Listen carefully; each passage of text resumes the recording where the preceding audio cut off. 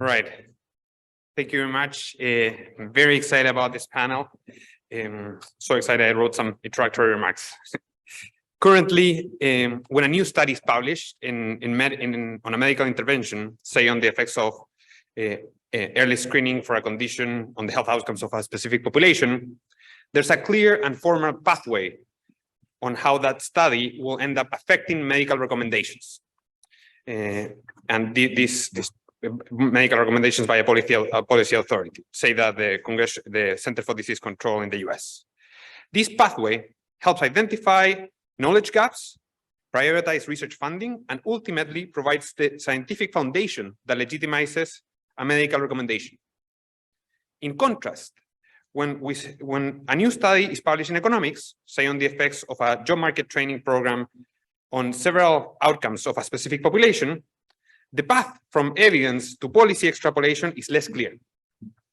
There is a black box when moving from evidence to policy that leaves plenty of space for ambiguity and provides fertile ground for disagreement on the facts that inform policy decisions. At BITS, we believe that opening this black box is the next frontier to strengthen the connection between evidence and policy. That is the motivation behind this stellar panel, where we have brought together leaders in the space of evidence synthesis and medicine, synthesis in education, and in the connection of evidence with policy in development economics. In order of presentation, we have here today Steven Goodman, Associate Dean of Clinical and Translational Research and Professor of Epidemiology and Population Health and Medicine at Stanford. Steven's expertise is the proper measurement, conceptualization, and synthesis of research evidence. He's the founder of two open science initiatives, the founder and director of the Stanford Program of Research, Rigor, and Reproducibility, and co-founder and co-director of Meta Research Innovation Center at Stanford. Next, we will hear from Terry Picot, sorry about that, since she's the president-elect of the Society of Research Synthesis Methodology and the co-editor-in-chief of the journal Research Synthesis Methods. She also serves as the principal investigator of two federally funded training grants from the National Science Foundation and the Institute for Education Sciences on meta-analysis methods.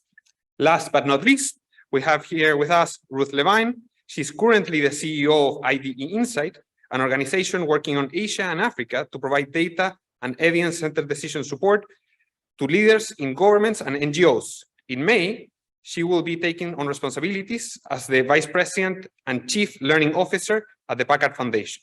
Ruth has a long history at the World Bank, at the Center for Global Development, USAID, Hewlett Foundation, of promoting systematic use of evidence for policymaking and program design. Steven will kick things off by telling us the story of meta-analysis and policy in medicine, using a specific example with a broad perspective, not only focused on transparency. Terry will follow up with a contrast of two methods used in education to connect evidence with policy, and Ruth will give us her perspective on what type and form of evidence maps most closely to the policy process and development. With that, I leave you with Steve. Well, hello, everybody. Thanks for coming. Thanks to you online, wherever you are in